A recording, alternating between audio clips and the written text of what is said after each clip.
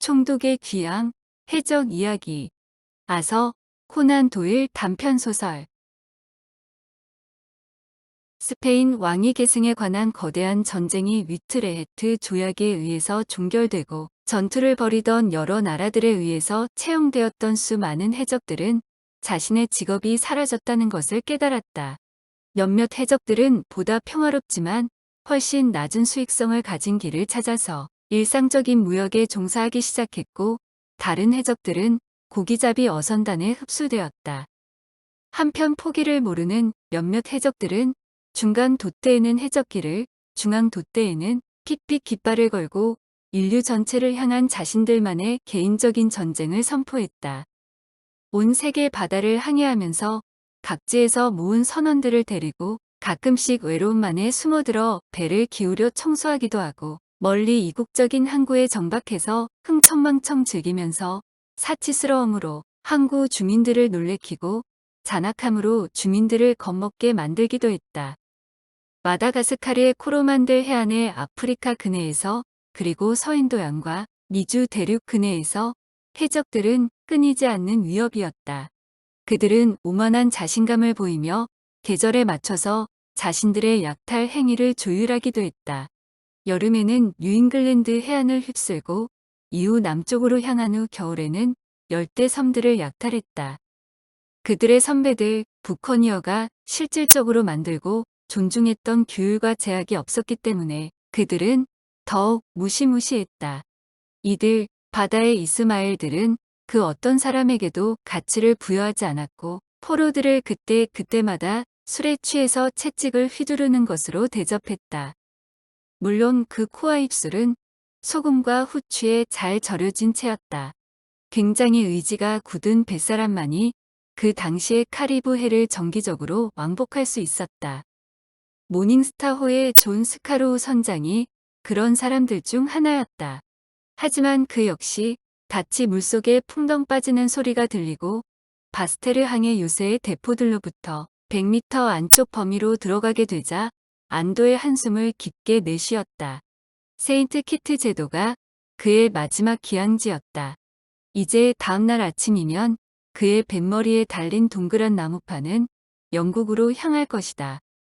그는 강도들이 출몰하는 바다는 이제 충분히 겪었다. 설탕과 붉은 후추를 배에 가득 싣고 그가 미국 메인주 마라카이보 항을 떠난 이래 열대바다의 보랏빛 수평선 위로 다른 배에 돛대가 보일 때마다 그는 몸을 떨었다.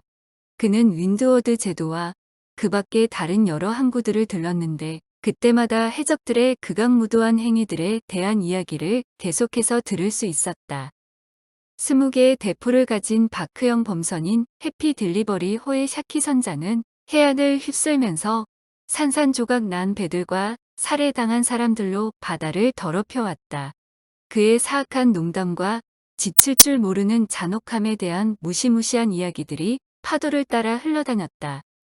바하마에서부터 미국 메인까지 그의 석탄처럼 검은 범선은 중의적인 이름에 어울리게 죽음 또는 죽음보다 나쁜 것들을 싣고 다녔다. 그래서 돛을 완벽하게 단 대형 범선과 그 배를 가득 메운 값비싼 화물을 가진 스카로우 선장은 너무 불안했던 나머지 버드섬을 지나 보통의 무역 항로 밖으로 나가는 항로를 선택했다. 그리고 그토록 한적한 바다에서조차 그는 샤키 선장의 사악한 추적에서 벗어날 수 없었다. 어느 아침 그들은 거대한 바다를 헤매고 있던 작은 보트를 하나 건져 올렸다. 그 배의 유일한 승선자는 정신이 이상한 선원이었는데 그들이 보트를 올리는 내내 이상한 소리를 질렀고 그의 바짝 마른 혀는 입 뒤쪽에 붙은 주름 가득한 검은 버섯처럼 보였다. 일주일 동안 히람 에반스는 그것이 그의 이름이었다. 열대의 태양 아래 아무런 가릴 것도 없이 보트에 실려 이리저리 떠다녔다. 샤키는 지식여진 선장의 시체를 보트 안으로 집어던지면서 먼 항해를 위한 보급품이라고 불렀다. 그러나 에반스는 자신의 생존욕이 너무나도 심해지기 전에 그 시체를 바닷속으로 던졌다.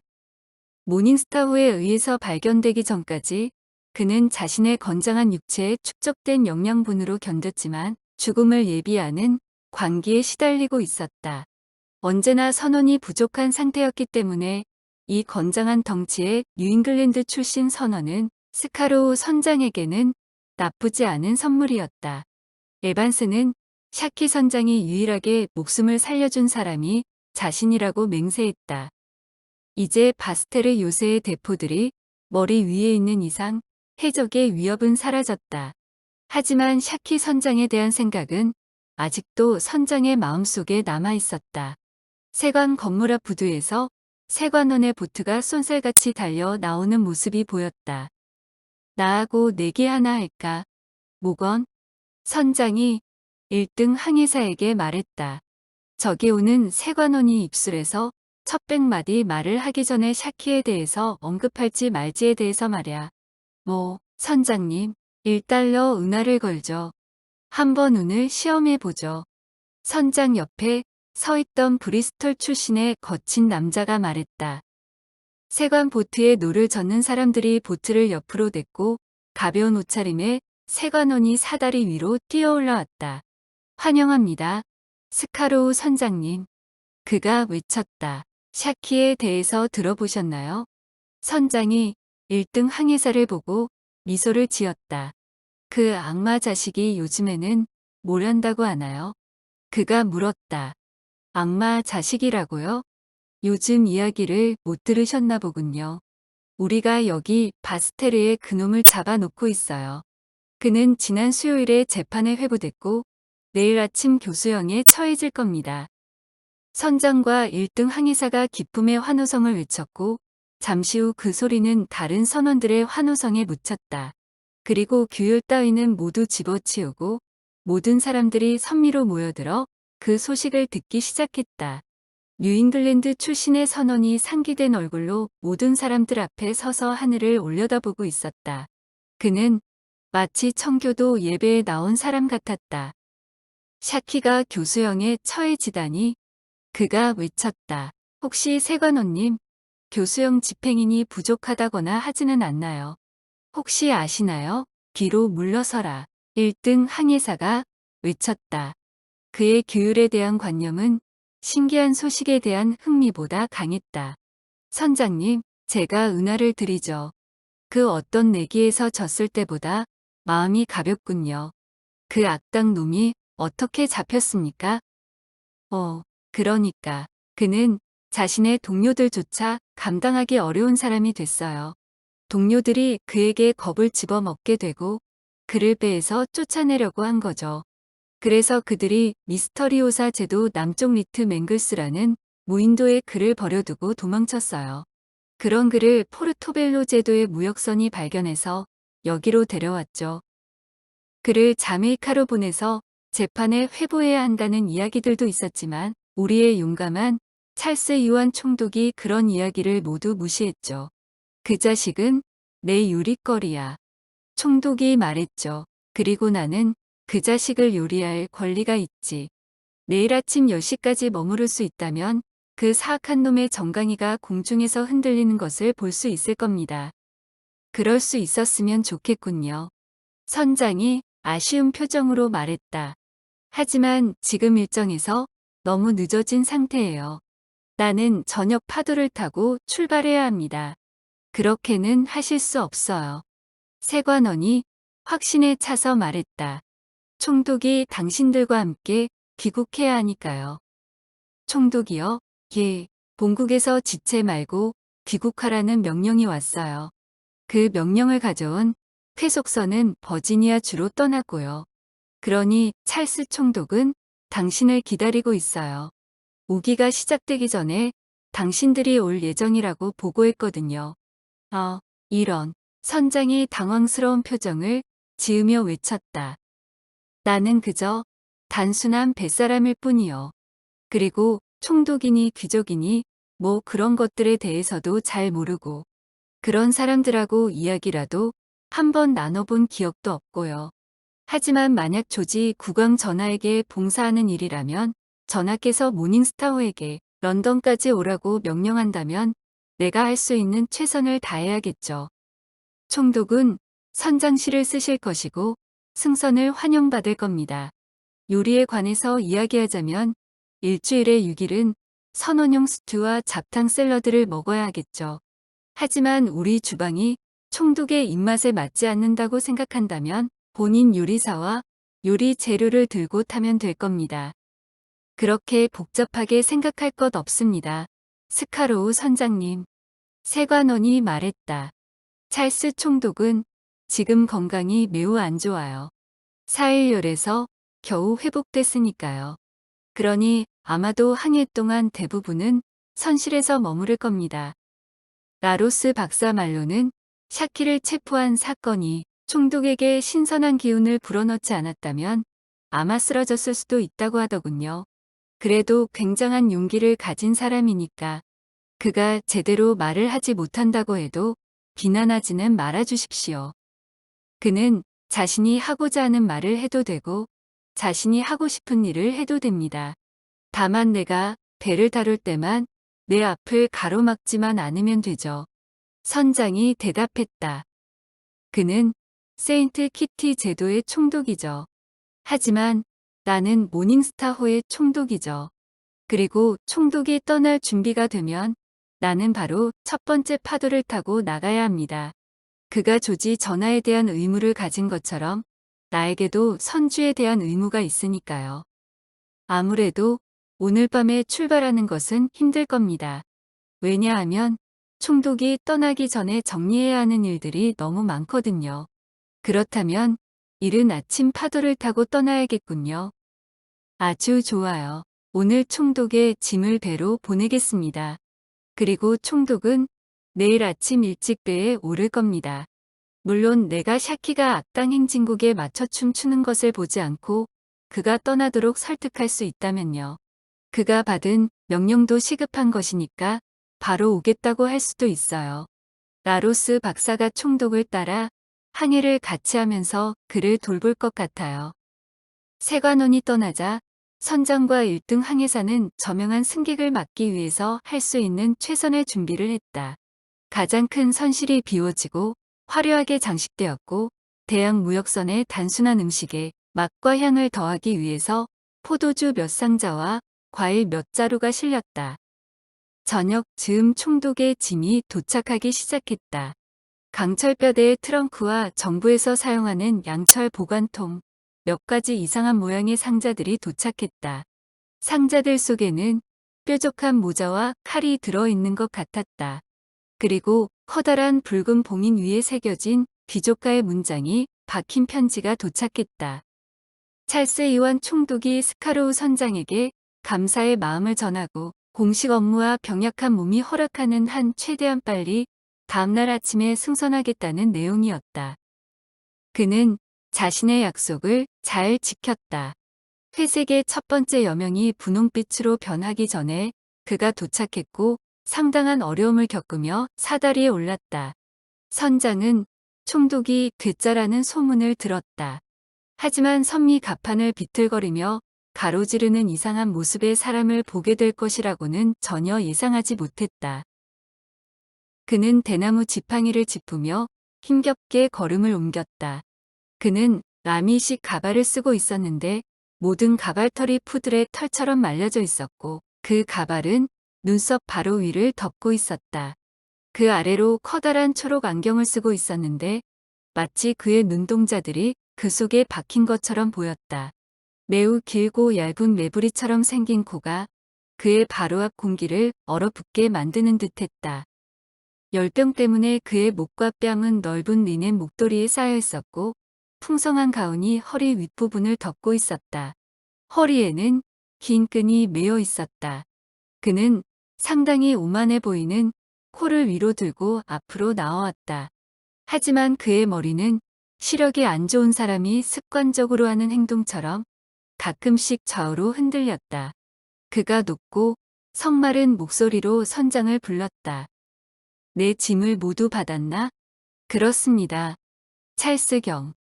포도주를 실었나? 5상자를 주문했습니다. 찰스경. 담배는 트리니다드 것으로 한 상자를 실었습니다. 피키츠 카드 놀이는 잘하나? 그런 대로 합니다. 총독님. 그렇다면 닻을 올리고 바다로 나가자고.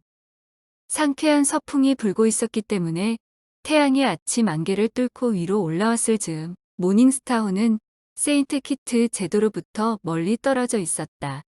늙은 총독은 아직도 갑판 위에서 비틀거리며 돌아다니고 있었다.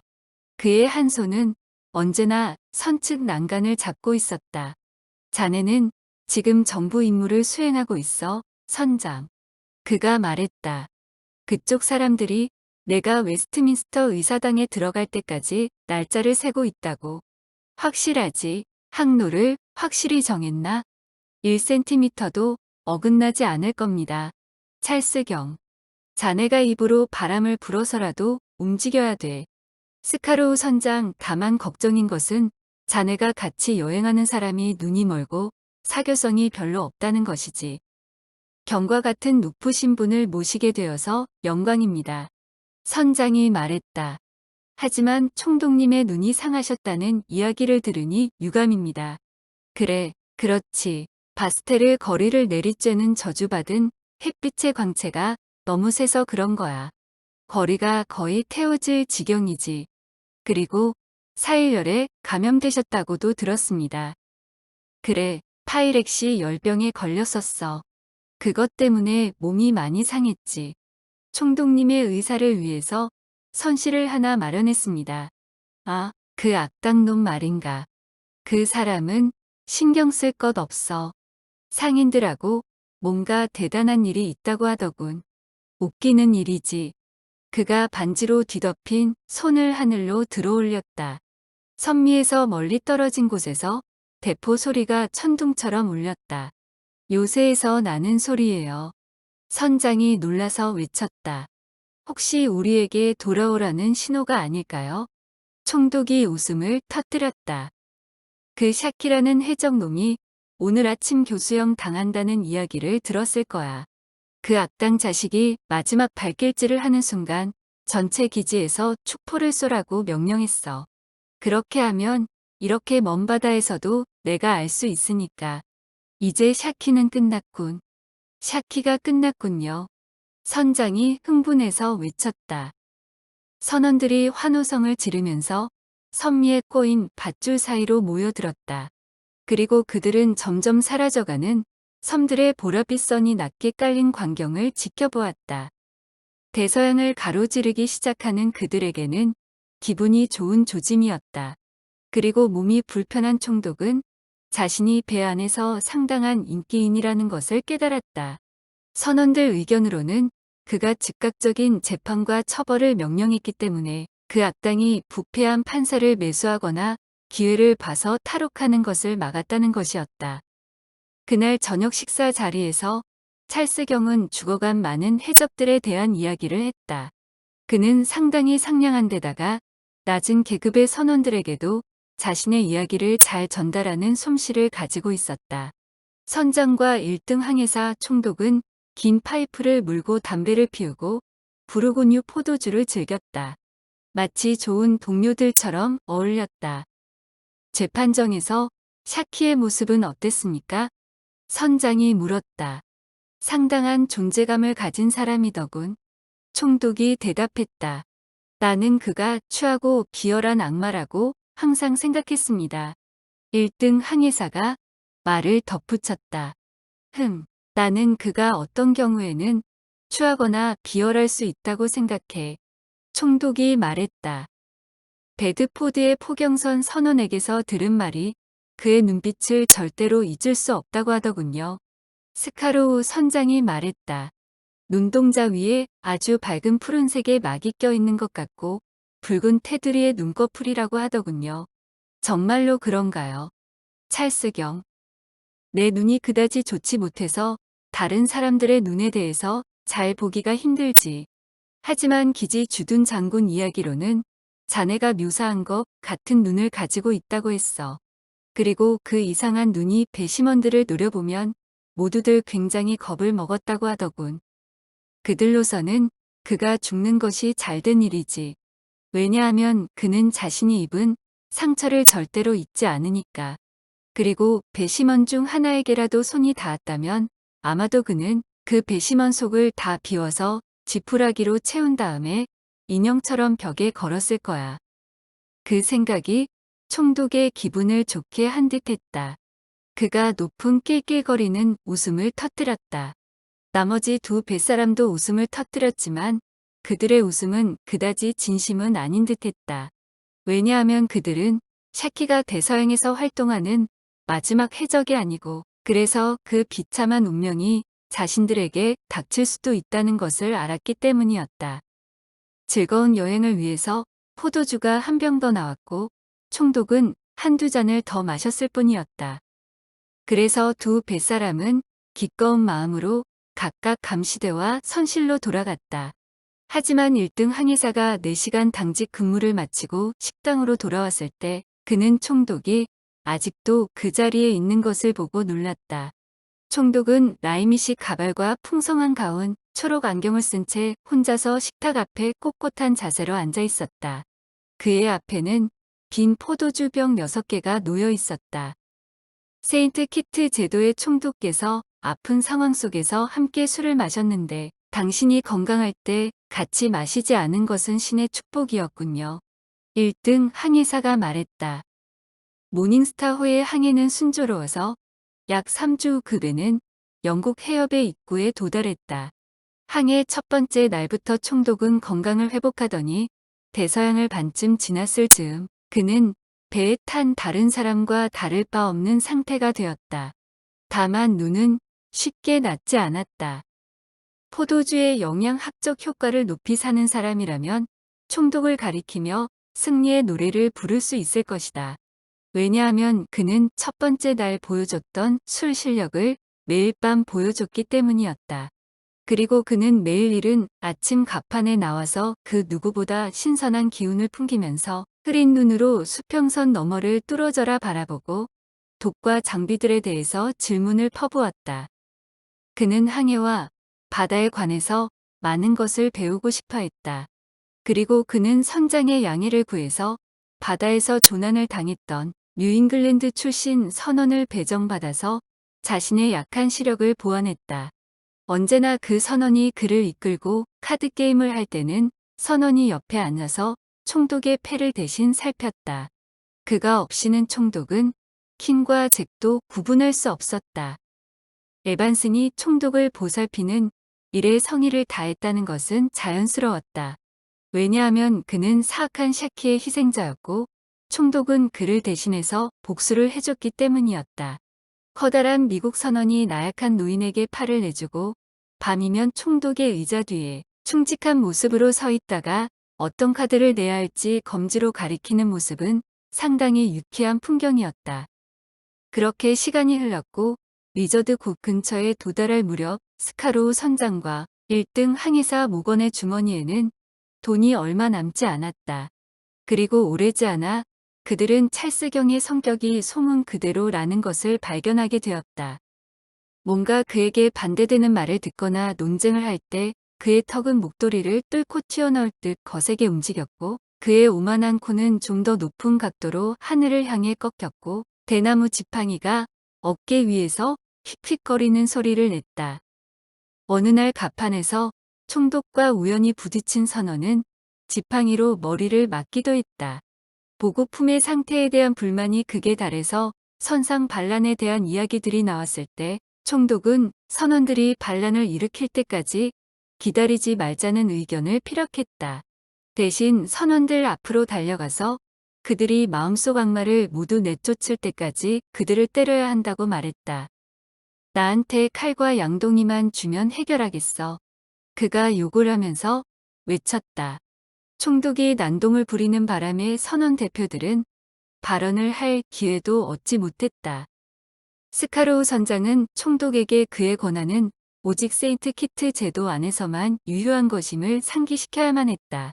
따라서 배 안에서의 살인은 범죄라는 것도 함께 정치적인 측면에서 정부에서의 지위와 연관되었듯 그는 하노버 왕가의 강력한 지지자였고 스튜어트 왕가의 지지자를 보면 그 자리에서 쏴 죽이는 사람이었다. 이런 다혈질과 폭력적인 성향에도 불구하고 총독은 좋은 동반자였다. 그는 쉬지 않고 기이한 이야기와 경험에 대해서 말했고 스카로우와 무거는 그토록 즐거운 항해를 해본 적이 없었다. 마침내 영국 해협을 통과하고 항해의 마지막 날이 왔다. 이제 그들은 비치헤드의 하얀 절벽을 바라보고 있었다. 저녁이 내려오면서 배는 고요한 바다 위에서 천천히 움직이고 있었다. 윈첼시가 3km 정도 떨어져 있었고 앞쪽으로는 길고 어두운 육지가 보였다. 다음날 아침이면 그들은 포어랜드에서 도선사를 태우고 찰스 이원 총독은 저녁이 되기 전 웨스트민스터 의사당에서 왕을 아련할 수 있을 것이었다. 갑판장이 당직을 서고 3명의 친구들이 선실에 모여서 마지막 카드 게임을 즐기고 있었다. 충직한 미국인은 온순한 눈빛으로 총독을 바라보고 있었다. 탁자 위에는 상당한 양의 돈이 쌓여 있었고 2명의 뱃사람은 마지막 날 밤 자신들이 잃었던 돈을 모두 만회하려고 노력하는 중이었다. 총독이 갑자기 카드를 아래로 던지더니 탁자 위 모든 돈을 쓸어서 자신의 비단코트 속 넓은 주머니에 집어넣었다. 이번 게임은 내가 이겼어. 그가 말했다. 아, 찰스 경. 그건 아니죠. 스카로우 선장이 외쳤다. 총독님 카드를 아직 보여주지 않았잖아요. 그러니 우리도 아직 진 것은 아니에요. 내가 속임수를 썼다면 나를 죽여도 돼. 총독이 말했다. 내 카드를 모두 보여줬잖아. 그리고 자네들이 진 게 맞아. 그가 가발을 쓸어 올리고 안경을 벗었다.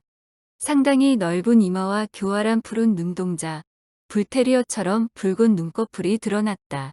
아, 세상에나 1등 항해사가 외쳤다. 샤키다. 두 선원이 자리에 벌떡 일어났지만 커다란 미국 선원이 선실 문을 등으로 가로막았다. 그는 양손에 권총을 들고 있었다. 말이 많은 승객이 자신의 앞에 흩어진 카드를 권총으로 가리켰다. 그리고 높은 웃음을 터뜨렸다. 그 이름이 맞지? 샤키라는 이름이. 그가 말했다. 그리고 여기는 해피 딜리버리 호의 조타수, 울부짖는 레드 갤로웨이야. 우리가 너무 무리를 했는지 다른 선원들이 우리를 쫓아버렸어. 나는 건조한 토르투가 섬에, 저 친구는 작은 보트에 말이야.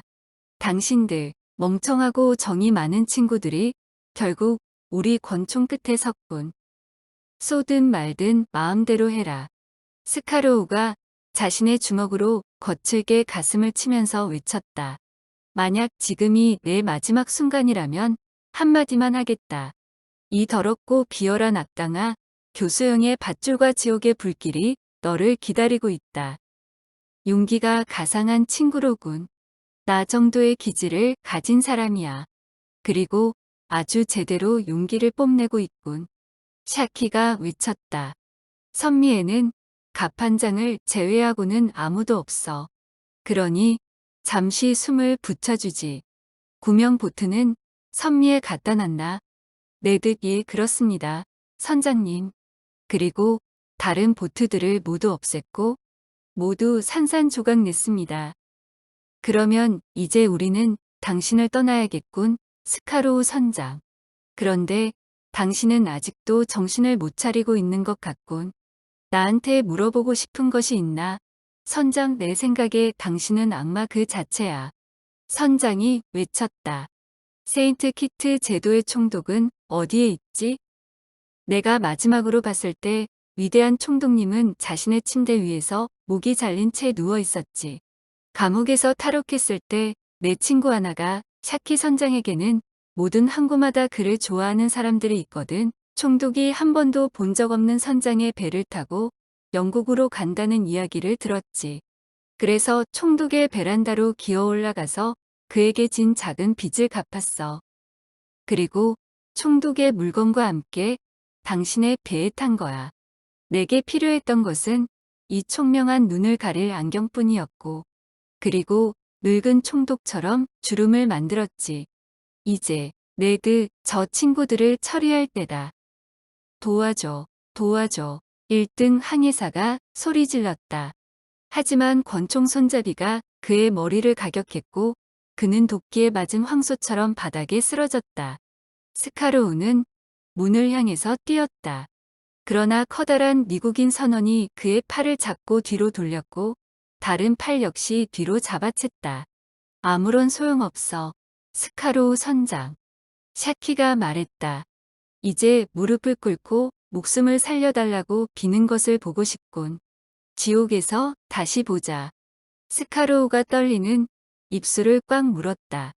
팔을 더 꺾어봐, 네드. 이제는 어떤가? 아니, 팔을 뽑아도 구걸은 안 해. 그럼 칼을 1cm만 박아볼까? 10cm를 박아도 나는 구걸은 안 해. 화가 나는군. 하지만 용기는 마음에 들어. 샤키가 외쳤다. 네드, 칼을 주머니에 다시 넣어둬. 체면을 살려주지, 스카로우. 당신처럼 용기 있는 사람이 그런 자격을 갖춘 직업에 종사하지 않는다는 것은 부끄러운 일이야. 당신에게 평범한 죽음은 어울리지 않겠군, 스카로우. 내가 자비를 베풀도록 했으니 오래 살아서 이 이야기를 계속하라고. 그를 묶어, 네드. 난로에 묶을까요? 선장님? 아니야. 난로에는 불이 타고 있어. 그런 멍청한 속임수는 쓸 생각을 하지 마. 네드 갤로웨이. 아니면 지금 당장이라도 누가 선장이고 누가 조타수인지 똑바로 가르쳐 주겠어. 탁자에 묶어. 안 됩니다. 나는 선장님이 저 녀석을 구워버리는 것이라고 생각했다고요. 조타수가 말했다. 저놈을 정말로 놔주시려는 건 아니죠? 만약 너하고 내가 바하마 섬에 버려졌다면 레드 갤로웨이 여전히 내가 명령을 하고 너는 복종을 했겠지. 정신 좀 차려. 감히 내 명령에 토를 달겠다는 건가? 아니에요. 선장님. 그런 말은 아니었어요. 선장님. 조타수가 그렇게 말하면서 스카로우를 들고 탁자 위에 올렸다. 선원 특유의 민첩함으로 스카로우의 손과 발 아래로 밧줄을 넣은 후 식탁에 묶고 세인트 키트 제도의 총독의 턱을 장식하던 비단 목도리로 재갈을 물렸다. 입어, 스카로우 선장. 이제는 정말로 당신과 이별할 시간이군. 해적이 말했다. 지금 당장 내 거친 부하들 6명만 있었어도 당신의 화물과 배를 차지했을 텐데. 하지만 네드만으로는 압도대 하나도 조정하지 못하겠지.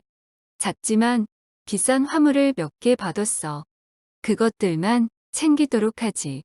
샤키 선장에게 보트가 있으면 그는 소형 범선을 가질 수 있고 소형 범선이 있으면 중형 범선을 가질 수 있고 중형 범선을 가지면 대형 범선을 가질 수 있지. 그리고 대형 범선을 가지면 자신만의 장비를 모두 갖춘 원형 범선을 가질 수 있지. 그러니 런던 시내로 빨리 들어가라고. 안 그러면 내가 다시 와서 이 모닝스타를 가지고 갈 수 있으니까. 스카로우 선장은 탁자에 묶인 채 그들이 선실 밖으로 나간 후 밖에서 자물쇠를 잠그는 소리를 들었다. 그리고 그들의 발걸음 소리가 위층 갑판과 선미 갑판을 지나서 배 끝부분 소형 보트가 묶인 곳으로 향하는 것을 들었다. 선장이 여전히 몸부림을 치고 악을 쓰는 동안 소형 보트가 아래로 내려가는 소리와 물에 떨어지면서 물보라가 튀는 소리가 들렸다. 미친 듯한 분노의 힘 덕분에 그가 밧줄을 좌우로 흔들면서 비볐고 마침내 손목과 발목이 자유롭게 되었다. 그가 탁자 위에서 굴러 내려와 죽은 1등 항해사 위를 뛰어서 닫힌 문으로 향했다. 그리고 미친 듯 갑판으로 올라갔다. 이버, 피터슨, 아미티니, 윌슨. 그가 소리쳤다. 칼하고 권총을 가져와. 보트를 내려 갈고리를 준비해. 해적 샤키놈이 보트로 도망치고 있다고. 자연 쪽으로 모두 모여. 그리고 모두 보트를 내리라고. 구명정과 작은 보트가 물보라를 튕기면서 물속으로 내려졌다.